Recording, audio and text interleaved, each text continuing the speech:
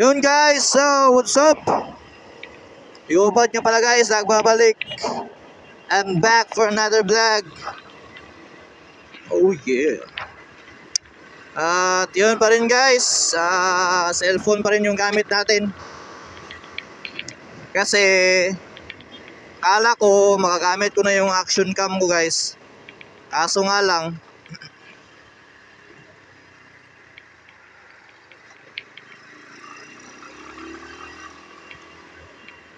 nga lang, umorder na ako ng memory card sa Shopee. At ang nangyari, nung dumating na yung parcel, sinalpa ko dun sa action cam ko, ayaw ma-detect, ayaw mag-record. Sinalpa ko sa cellphone, ayaw ding ma-detect. Or short, peke, putang ina. Chinek ko naman yung reviews. Okay naman, marami din namang bumibili sa shop na yon. Halos kulang-kulang 10k nga yung parang transaction doon. Bumili ng ganong kasing SD card. Uy, ito, nakakang traffic. Nakago na, traffic pa rin. Okay naman yung reviews. Kaya, napabili ako. Aso nga, yun yung nari. Pagdating ng parcel, peke, ayaw gumana. Eh, ito. Cellphone na lang ulit yung ginamit ko. Ay, nako. Parang sign na talaga to guys na bumili na talaga ako ng hero na GoPro. At ang nakakalungkot, sinabi nung idol kong motovlogger din, si Idol Sio Pimentel. Shout out sa iyo idol. Subscribe din kayo sa kanya guys. Dati din siyang GPR user. At ngayon may na siya, 450 SR na yung gamit niya.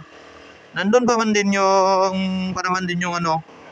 yung GPR niya, kaso nga lang pinapagamit niya na sa employee niya sa bar niya. May bar kasi siya. Pinapagamit niya doon sa kanyang employee. Ay nako. Buti na lang na-refund naman din yung amount na binayad ko. Kaso nga lang, di ko magamit. Magagamit ko lang yung yung sa Shopee Pay kapag nagpa-load ako. Gagamitin ko yung Shopee pag nagpa-load. Pero di ko siya magagamit mag-purchase ulit ng kung anong gusto kong bilhin sa Shopee. Kasi kailangan ng verification. Di ako ma-verify kasi may account na ako dati sa Shopee Pay din. Di na pwede gumawa ulit. Ay nako.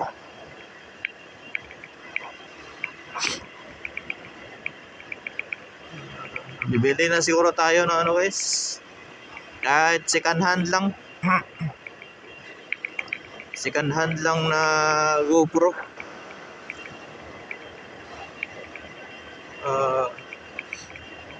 Pwede din naman akong guys, installment through home credit. Bibili ako ng mga GoPro Hero 10 ganon, installment lang. Kaso nga lang, dagdag sa bayarin. Ang mangyayari masasacrifice yung rides natin every Sunday. Kasi wala na tayong budget kasi may na tayo, may installment na babayaran.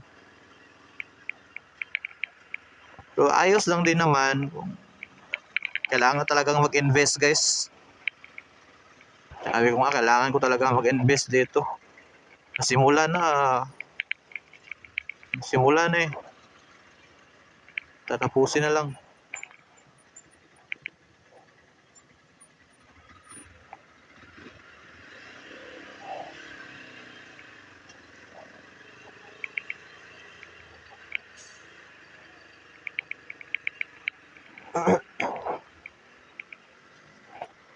Ay, kala ko hulihin. Let's go, let's go!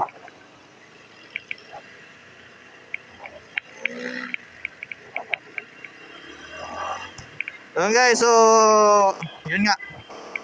Parang kailangan talaga mag-invest sa pag ganitong ano guys. Yun nga yung nakahiligan ko nga dati kasi naging dart player din ako dati. Nag-invest din ako. Bumili ako ng darts. Gamit sa darts, ng board, dart pins, at mga accessories. Magastos din yun guys. Tapos kada laro, every linggo-linggo ang laro namin.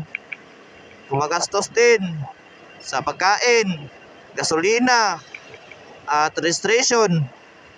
Inom pa. Nag-invest nga ako doon eh. Pero nagbunga naman din yon kasi bago ko tinigilan yung pagda-darts, eh, pinangako ko sa sarili ko na susungkit talaga ako ng championship. Kahit sa doubles lang, hindi ko naman gaanong pinangarap yung singles na makakapag